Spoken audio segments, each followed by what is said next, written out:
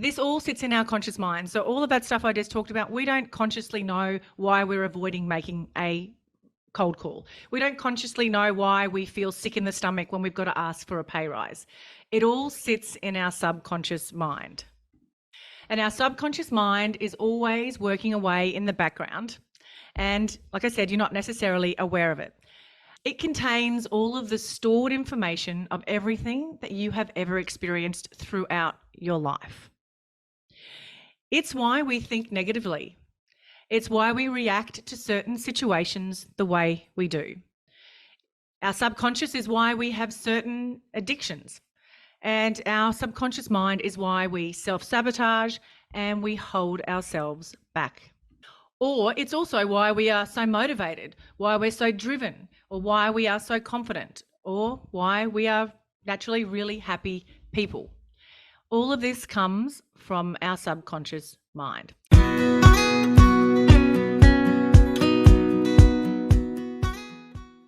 Welcome to another episode of the Property Management Podcast. Thank you so much for having me in your ears. I'm super grateful that you take time out of your busy days and life to listen to what I share on this podcast. So thank you very much if you've been around for a while, if you are a bit of a fan, if you just like a little bit of inspiration every now and then. Please know that I am super grateful, and I don't make any money off this podcast. I actually do this podcast to genuinely share and give back to the industry. So like I said, I am just absolutely grateful and blown away by the amazing feedback and support that I get around this podcast. Now, today's episode, I'm going to share with you again a little snippet from our PM Mastery Bootcamp, which, if you're not familiar with the bootcamp, it's a 3-day bootcamp that I usually host at the start of every single year. It's kind of like the foundations for your year, if you like. This year I had some amazing guest speakers and coaches with me sharing some specialty sessions, and I also share a lot of the stuff that happened and the lessons and the technology or the software or the different things that worked the year before in my business, and I also share the predictions I feel that are coming for the year ahead. So it's super valuable content. So I wanted to give everybody a little bit of a chance to hear some of that content. And I'm going to share with you a little bit of a snippet from a mindset session that I shared with the audience, and a bit of a BDM growth session that I also shared. And that was all around growing the value of your rent roll rather than having to go out and chase new business. How a few simple tweaks in your existing rent roll could increase the value of your rent roll quite significantly, and of course your own income quite significantly as well. And of course, any of this business, marketing, BDM work, all of it comes back to one simple thing, and that is, of course, your mindset. You've got to be in the right mindset. You've got to roll with the punches sometimes.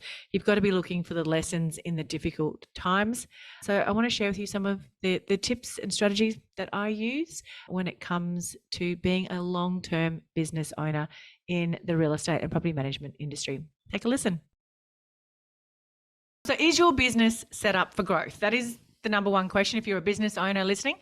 Is your business can you actually handle more managements? Is your foundational work right? Because if you aren't set up for growth, what traditionally happens is you'll be bringing in as many managements as you'll be losing out the other end. So just think about that.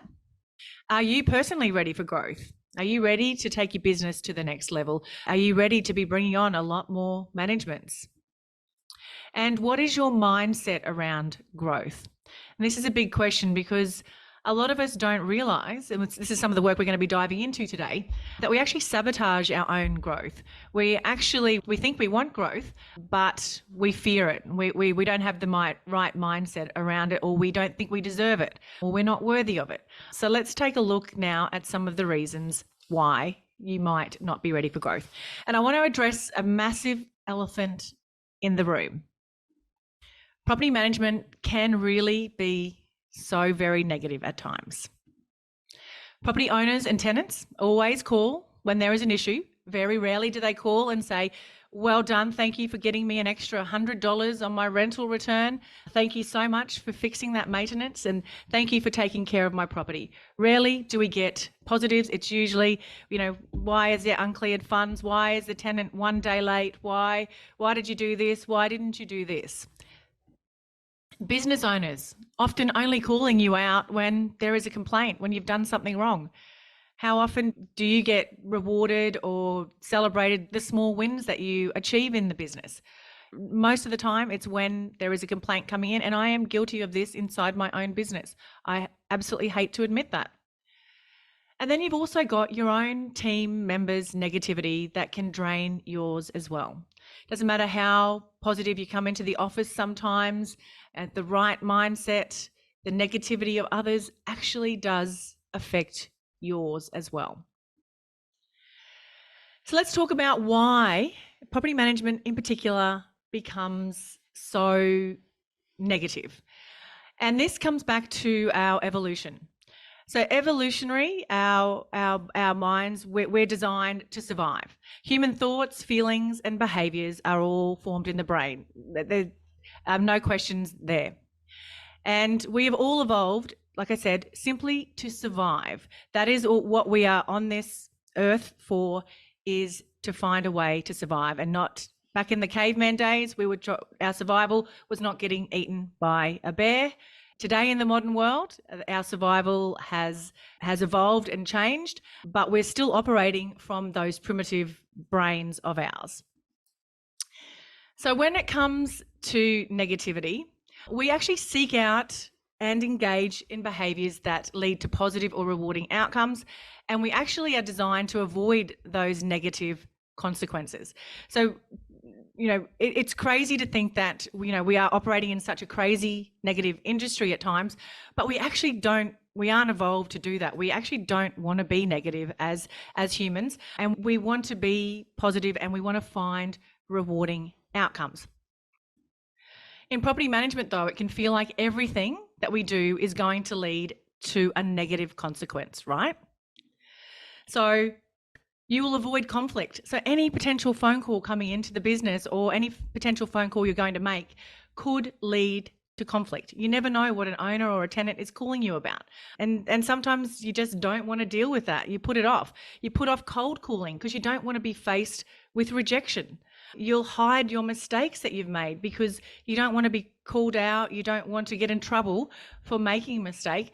And you won't, again, ask for pay rises or, improvement in your working conditions, or ask to be able to work from home or more flexibility if you're a single working mum, because you don't want to face rejection.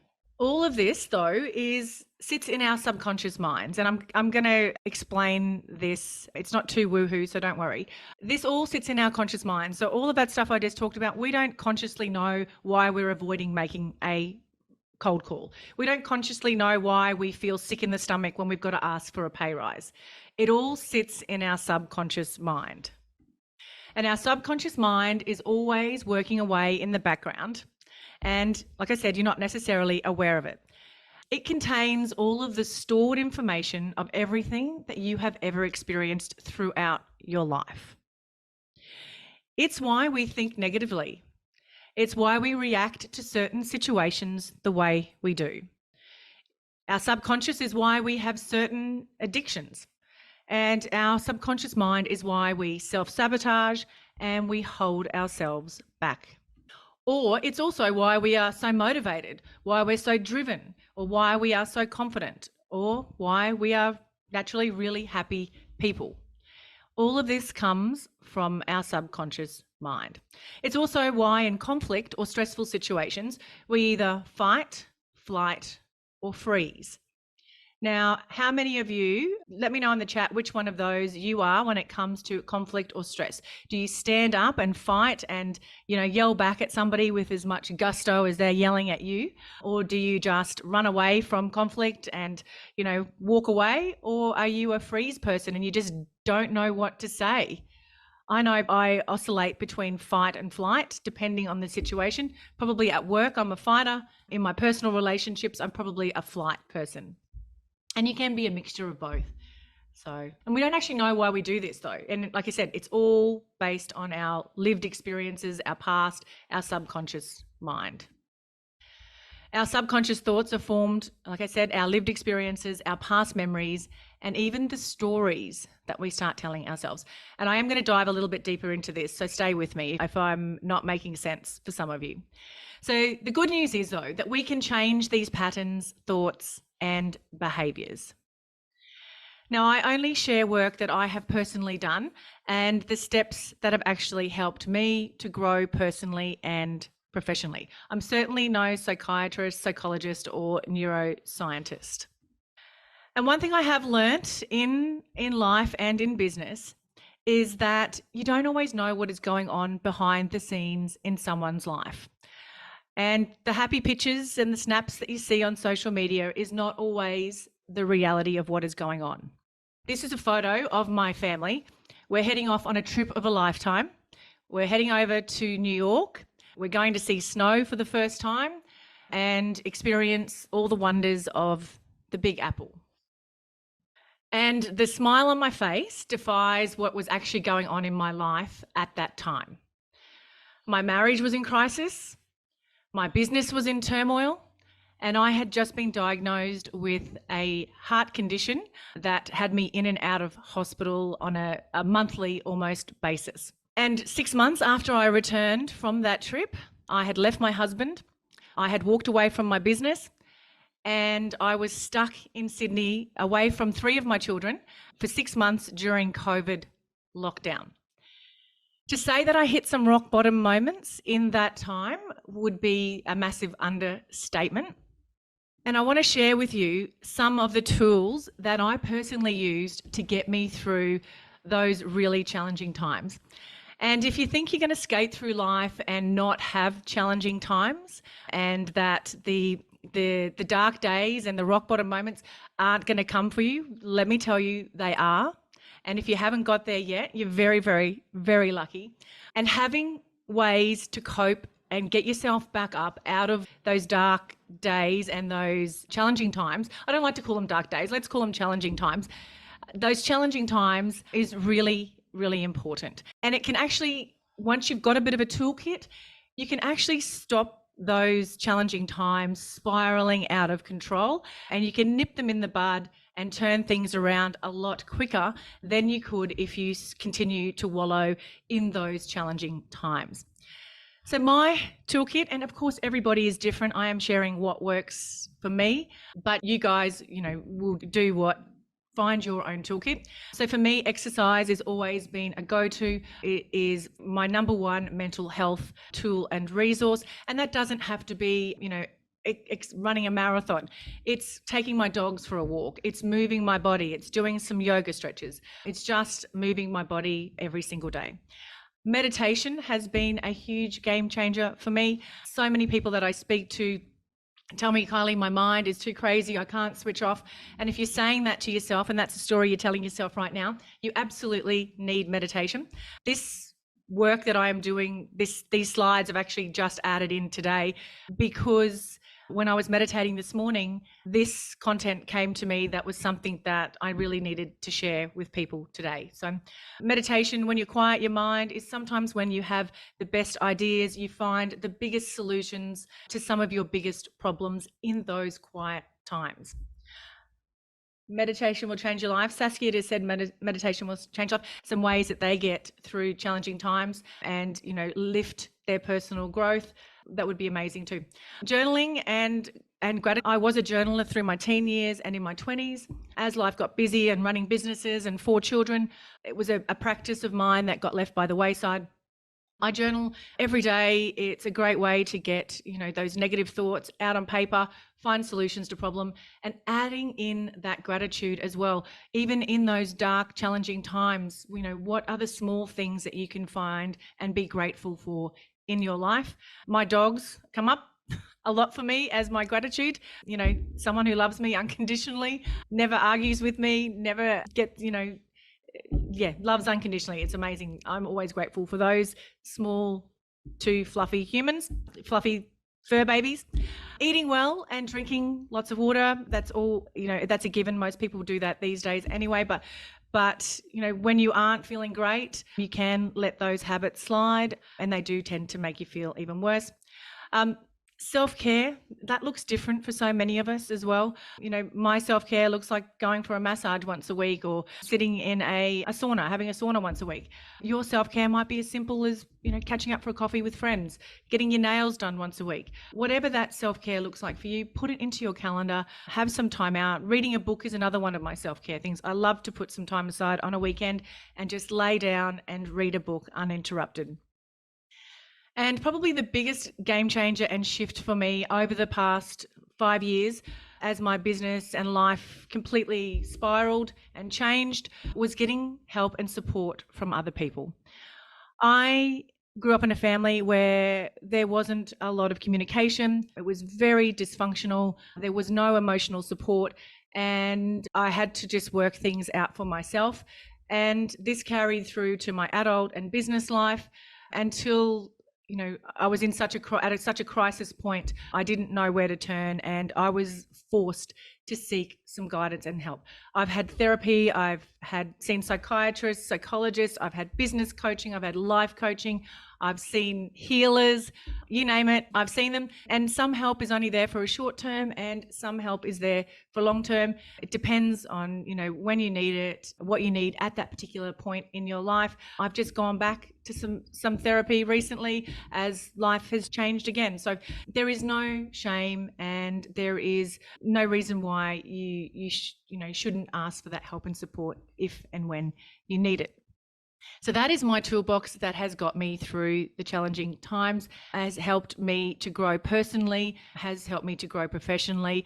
And even right now, as I face different challenges in life and business, I have gone back to these tools, and they have steadied my spiral. So I definitely encourage you to create your own toolkit, whatever that looks like. Start putting it together now before the challenging times come. Put your toolkit, find things that make you feel less stressed, that lift your mindset, that lift your spirits, and put them together now before it gets too bad. So I want to dive into now 5 subconscious reasons. So reasons you don't even realize that are holding yourself back personally and professionally. The first thing is your inner critic or your inner mean girl. Now, does everyone, let me know if in the chat if you understand what I'm talking about by this inner critic or this inner mean girl. Yep, thank you. Got a couple of hands up there. This is the little voice in your head that tells you can't do something, that might criticize you, you're silly, you're stupid, why would you do that? And I know there's a few men listening. I'm not sure if men have the same inner critic. I'm sure they do, but it's that little voice that's mean, it's critical, it's judgmental, and it can be demeaning. And the main purpose of this inner critic is actually to protect us. It protects you from external judgment and rejection. And it will protect you at times, like for those of you who haven't maybe put yourself out there on social media at the moment. Ask your little inner voice why you aren't putting yourself out there on social media. Is it because you're worried about what people are going to think of you? That you sound too nasally? That was one of my big things. I sound too nasally. That people are going to think you look ridiculous. You're just so worried about what other people are thinking about you, are going to think of you, that you just don't put yourself out there on social media. Or when you've tried to go for a new job or a pay rise or a promotion, what's that little inner mean person saying to you? That you're not good enough for that job, that you're not experienced enough for that job. It's really important to start paying, and so it'll talk to you in that way because it's protecting you from not getting that promotion or that new job. It likes to fill your mind with all these doubts and to deter you from experiencing potential pain if things go wrong. My inner voice sounds like, you failed last time you did this. Why would you want to do it again? You've got plenty of other things to do. You don't need to do this. So take a little minute just to think about what your inner voice sounds like. What sorts of things are it saying? What does it say to you? So how does it play out in our workplace or in our relationships? It tends to be the loudest at work or in our relationships. So it will hold you back from achieving your goals. It prevents you from stepping out of your comfort zone and taking a promotion or trying a new way of doing things. Now, this has been a big one inside my business, and I've shared this in yesterday's session, but I lost 4 property managers in one day a few years back when I said I was changing to Property Me from Console and I was using VAs. 4 property managers quit in the one day. They didn't like change. It's something that I experience a lot with property managers, and it's also something I've experienced a lot with business owners when some of their team are really innovative and want to bring in new technology and want to bring in new software. A lot of business owners don't like that change. They fear the risk. Will it actually work in my business? How much work is going to be involved in setting this up? And it's really is, it all comes back to just that inner mean girl trying to prevent you from taking that risk. Your inner mean person will also be particularly opinionated when you're going to be facing rejection. Next time you go to do some cold calling, just ask yourself or ask your inner mean girl what it's telling you, why you are putting off doing your cold calling or whatever business development, or why you're not going to a networking event. What does it tell you? I have put off going to networking events for years. My inner mean girl just screams at me. I am much more comfortable sitting back behind a computer, running my business that way than putting myself out there. So how do you tame your inner critic or your inner mean person? Sorry, gentlemen. You've just got to become aware of it. You've just got to listen to that voice. And Kelly's facing that now that she's putting off going to a community event. Kelly, just go for it. What have you got to lose? Nikita said she hasn't had social media for 10 years and now she's started a business. Well, you're going to have to really wrestle that inner mean person right now. Become aware of it. Now that we've had this conversation today, become aware of it. Let it know that you are in control and that you've got this. You're the one making the decisions. Ask yourself, is that fact or is it false? What's the reality of the situation that you're dealing with? The second thing holding you back is your limiting self-beliefs. These are negative self-perceptions or beliefs that live in our subconscious mind. This goes back to the earlier conversation I was having with you. Our limiting self-beliefs are based on our past experiences, comments others have made about us. They're based on our values and beliefs of our family and messages in the media. So for me personally, I had a bad bullying experience and that led to me creating a lot of limiting beliefs around people don't like me, I'm not good enough. And the messages in the media, if anyone here grew up in the 80s, give me a thumbs up because media, yep.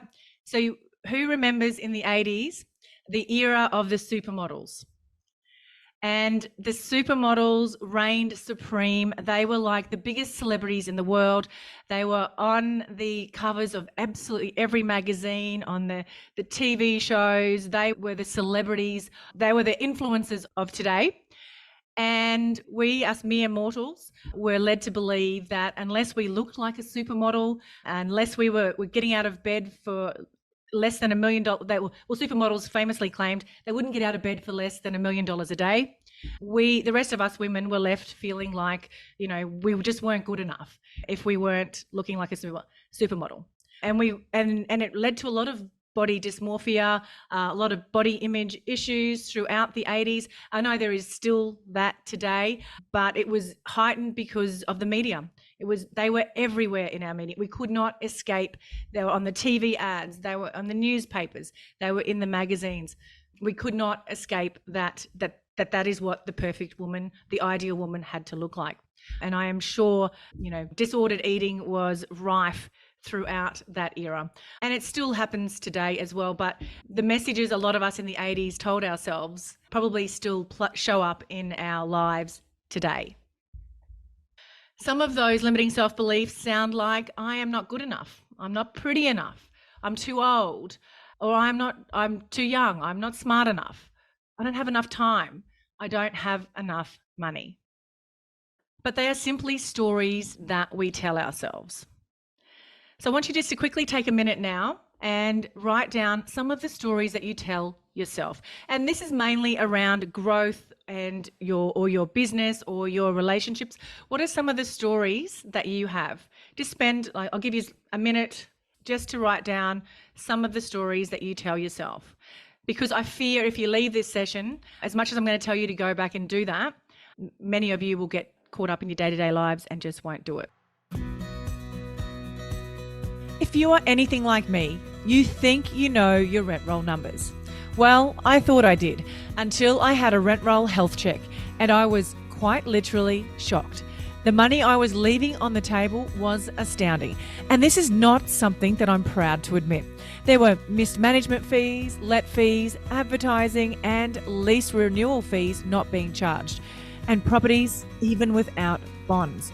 And all of this was happening despite monthly audits being conducted in my business. So how did I uncover all these gaps in my valuable income? Well, I had a rent roll due diligence from my good friend Tazi, aka the Rent Roll Queen and founder of the Tazi Way, a specialist in rent roll due diligence, business valuation, and management rights. The Tazi Way is the innovative force driving the real estate industry.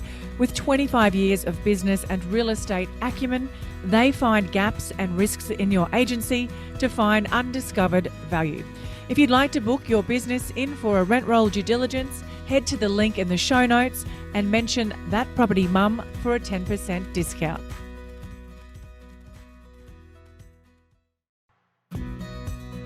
If you're ready to be a super organised, focused and productive property manager, buckle up, because Colmio is about to revolutionise the way that you work. Colmio is the driving force behind property management excellence in residential real estate. Now picture this, a comprehensive end-to-end system designed to be the beating heart of your property management tasks, manage your properties, owners and tenants, and handle payments, inspections, and even marketing listings without leaving the platform. Colmio is designed to be an all-in-one solution to all your property management needs. And here's the game changer. Colmio isn't just software. It's been awarded the most innovative prop tech scale up in 2023. Yes, you heard it right. Colmio has been recognised for their groundbreaking approach to property management software. How good is that? So property managers, whether you're a seasoned pro or just starting out, dive into the future of property management with Colmio. You can book in a demo with the team today and go in their weekly draw for a Prezi gift card worth $100. All you need to do is to head to the link colmio.com/thatpropertymum, and Colmio is Kolmeo.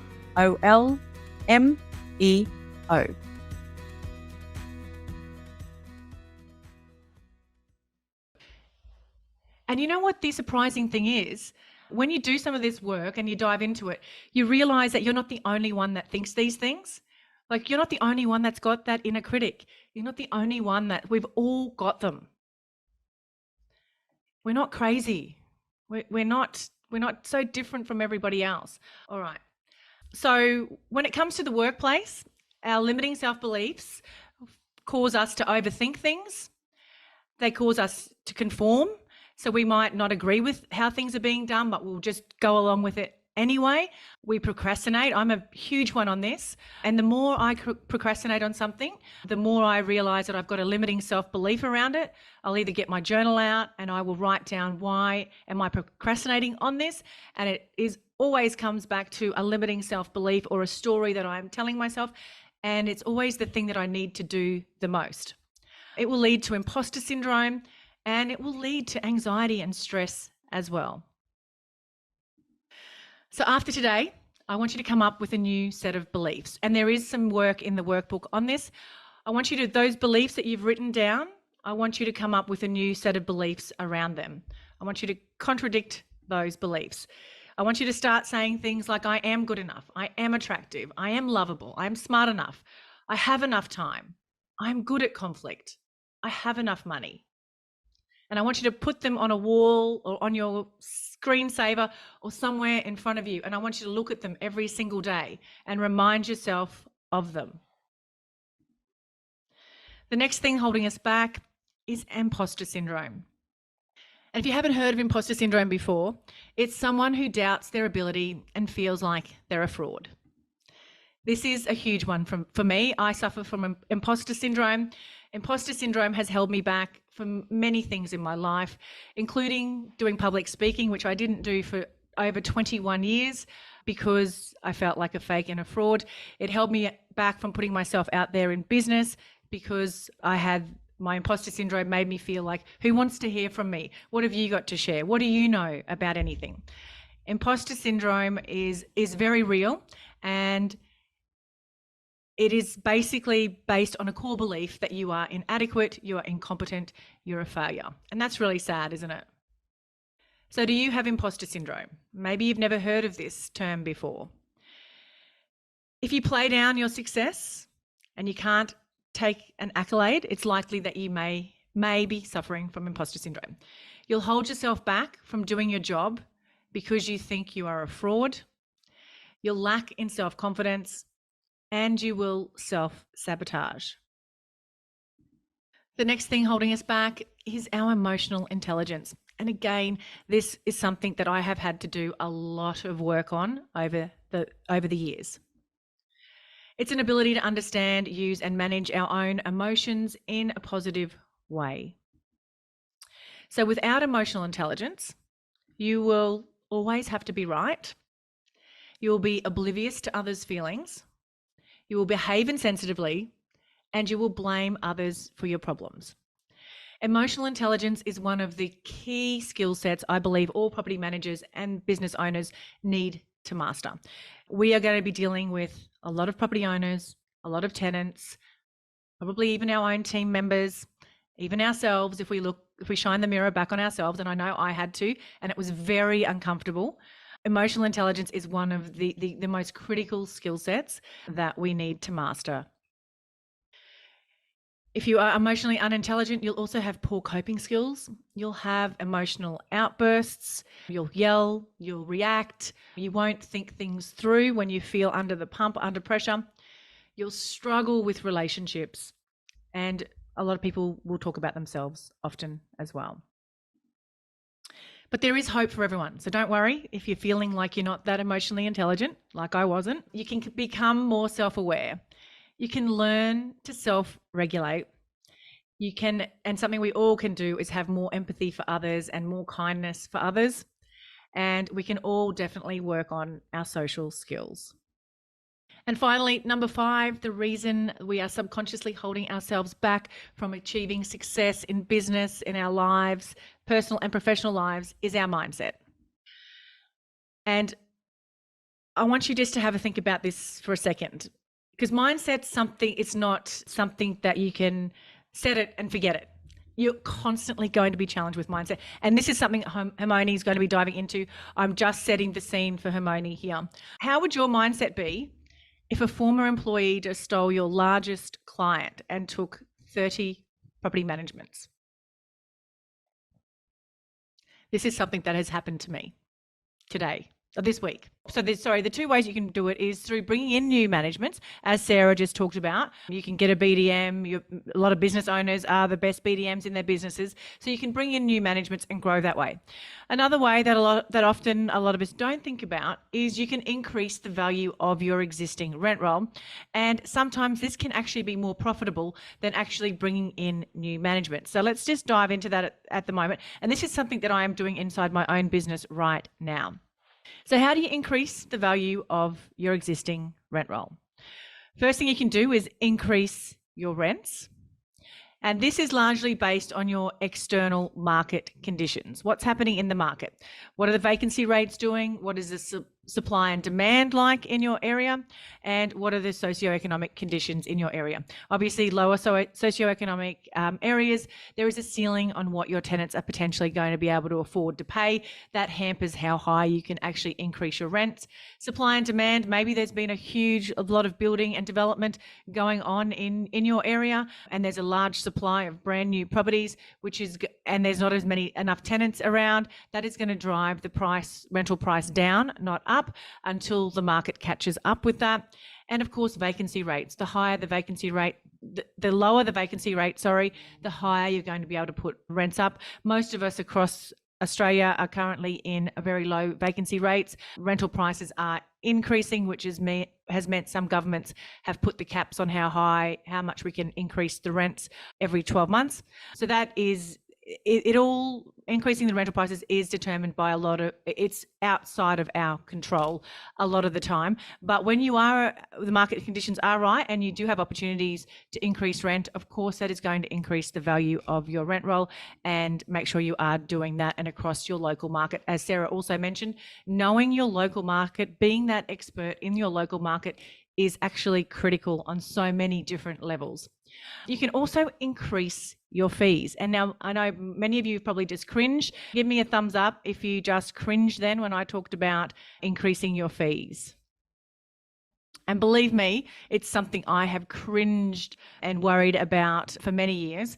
And it's been a long time since I have actually increased my fees, despite rental income going up. Yep. Okay. And it is. And again, this is that mindset piece that Hermione talked about. The real reason we're terrified of increasing our fees is because we're worried about losing managements. We're worried about clients walking to our competitors. And it is. And you're right, Kelly, there is a lot of undercutting going on in the property management industry, and it does make it harder at different times to increase your fees. Not only that, you've also got, anyone looking for an opportunity to steal your managements as well. So it is a mindset piece, and I don't have all the answers around that. And it is something that I am working through personally myself inside my own business. So when I do get some answers, of course, I will definitely share them with you.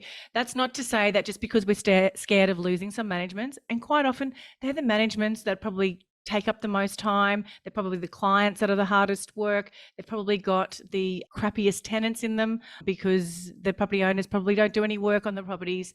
A lot of the time, these properties that when we increase the fees and we lose them, probably, we're probably better off spending our time bringing in new business, doing some of that BDM work that Sarah just shared with us, and replacing them that way.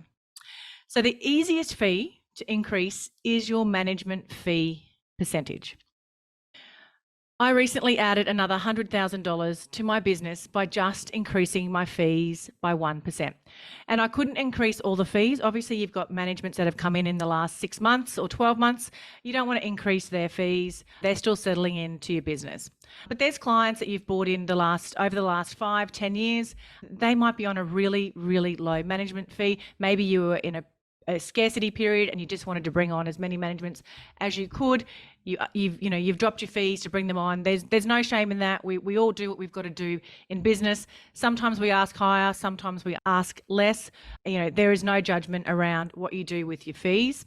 But by increasing my fees by just 1%, or the majority of my fees by 1%, it brings in an extra $100,000 into my business.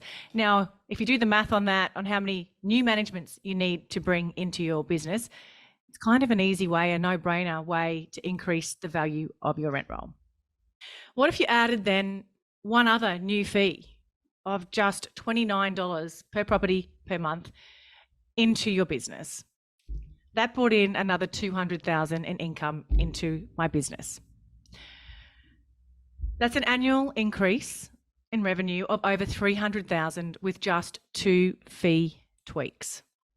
And believe me, I was terrified, absolutely terrified to do that.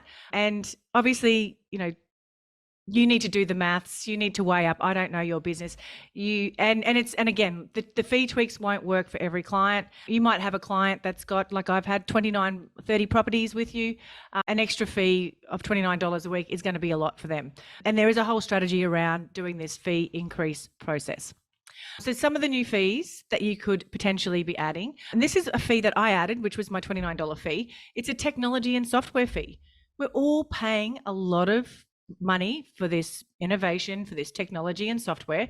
Why are we not offsetting some of the cost of that? And there's huge benefits for our clients with the technology and the software that we're using. For example, Inspection Express. The property inspection reports are absolutely amazing. If you've got the 360-degree cameras, you're not going to ever go to court over the condition of a property when a tenant moved in and when a tenant moved out. You're eliminating that expense for starters. The transparency that you're giving our clients, the payment platforms that we're using, the property management software that we're using, it's all creating trust, it's creating transparency, it's creating greater workflow, it's providing, great communication with our clients, which is the number one reason why a lot of clients leave property management businesses, is because of poor communication. A lot of our property management softwares have the landlord portals there where the landlord can log in 24/7 and see what is going on in their properties. So if you're considering increasing a fee, Nikita said all the subscriptions, they don't stop. Yes, it gets expensive. Definitely is expensive. Sorry, somebody else just asked a question.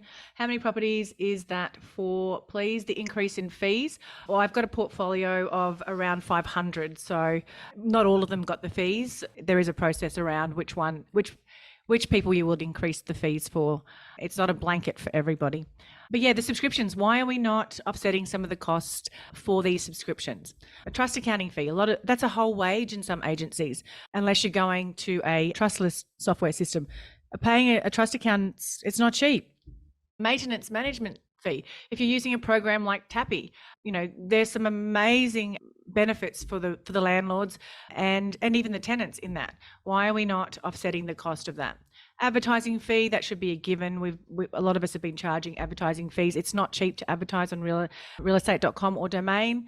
Increasing our let fee percentage. Who said, and I know other states do charge less than 1 week, but in Queensland, where we seem to be just set on this only charging 1 week's rent for a let fee. Court appearance fees, insurance claim fees, they take a lot of time and effort. Annual investment review fee. If you're giving your clients some great advice on their investment, is there a fee that you can build in that? And video inspection fees as well, if you're going to conduct video inspections. I mean, this is just a small array of the different types of fees that you can look to implement. There's a lot of other experts out there that work and focus on fees. So yeah, but that's just an idea of different things. Sorry, Nikita's just asked, what is your opinion on just one management fee and no surprise fee? No lease renewal, no. Look, I've looked at every different way of, charging fees in my business. I've looked at that one set fee. I've looked at the, gold, silver, platinum packages. For me personally, when I have and got feedback from clients, as long as it's transparent and it's within the industry range, most clients, and you're doing the job that you're delivering on that promise, most clients really don't care how the fees are packaged up. For me as a business owner, if I want to charge just one fee, it's a lot of calculations. I'm going to have to go in and work out how much that equates to in our time per hour. Yeah, there's a lot of variables in that, and I'm not good with numbers, so that's probably a little bit too hard for me. But look, if you've got a large rent roll of clients now, maybe it's time to give them a survey and get some feedback on how they would prefer to charge their fees, or jump in some communities, investor communities on Facebook, find out what they would prefer to be, how they would prefer to see their fees. And the beauty of this is that we can do whatever we want with our fees inside our own businesses. Get creative. What's the worst thing that's going to happen? You might lose a client or two, and then you realize that doesn't work and you fix it. Vlad just asked, would you have a list of pros and cons and benefits versus not having Tappy? Absolutely. If you send me an email, I will reach out to you and give you some of my insider knowledge on Tappy. Like I said, I've used Tappy for 12 months, so I will definitely give you some feedback on that.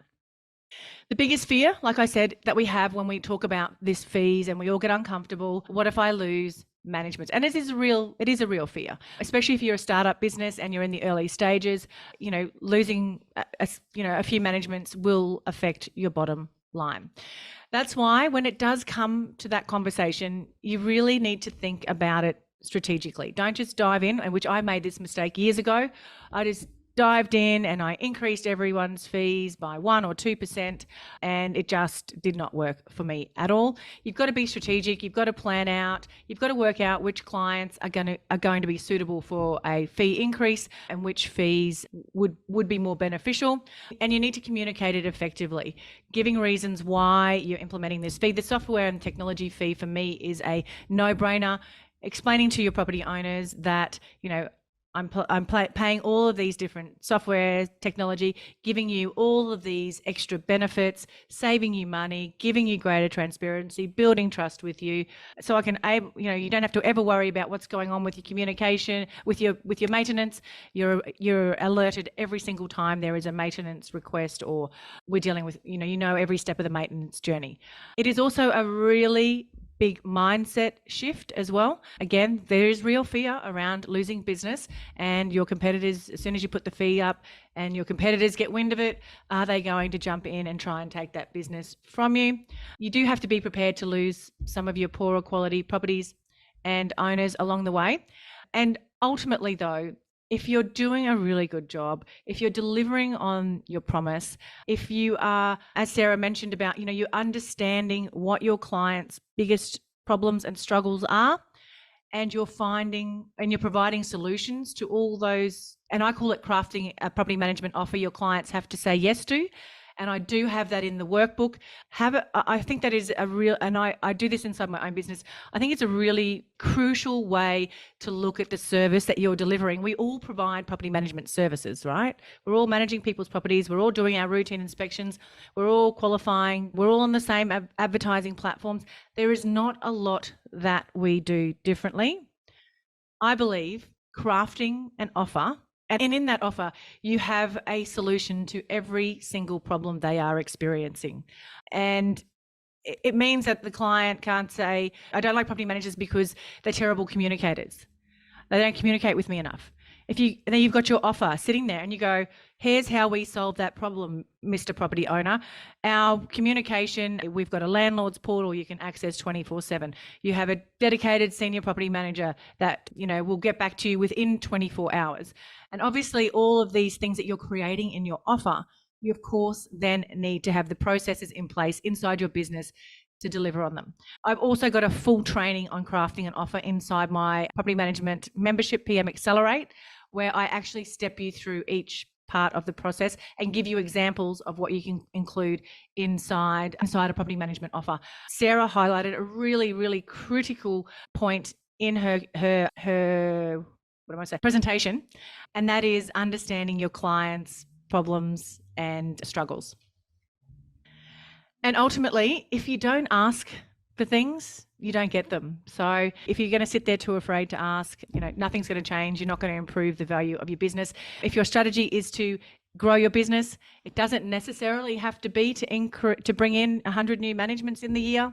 It could be that you want to add an extra $100,000 into the value of your rent roll. That ultimately comes down to one small fee tweak inside your business. So I hope that helped. I hope that gave you some fresh insight to how to get the right mindset for growth and how to actually grow your business. One thing I dread doing is chasing up rent arrears and debt collection. It takes up valuable time and it can often lead to conflict.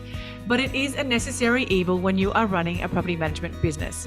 But there is an easier way to make sure your tenants' rent is paid on time and in advance, and it's called RentPay. RentPay is a secure and simple to use payment platform that saves agents time and money with fast, accurate receipting while making life better for renters. To top it all off, you'll never have to worry about dishonor fees or unknown deposits again. How good is that? Cleared funds are deposited straight into your bank account in a single daily payment with accurate receipting and reference numbers auto-assigned, and it's fully compatible with all trust accounting systems. It's a super flexible payment option for tenants who can pay rent in multiple ways, including direct debit, credit card, or instantly pay with Payer ID. Fees are minimal, and RentPay even helps with the rent arrears process by automating reminders to renters when payments are due or missed. If you are currently paying large bank fees, struggling with constant dishonors because the funds aren't cleared when their funds land in your trust, or wasting time chasing up unknown payments, I encourage you to book in a free demo with RentPay and give yourself and your renters an easier way to pay rent. Can I ask you a quick favour before you leave this episode? Now, we all know how important reviews are for businesses these days, and mine is no different. If you could spare just a minute to follow, rate and review this podcast, it would mean a lot to me. In fact, what would get me super excited is if you share this podcast with someone in the industry who you think might need to hear some of the episodes right now. And if you'd like to find out more about working with me or any of the products I have to help you start, grow or scale your property management business, head to my website, thatpropertymum.com.au, or check out the links in the show notes.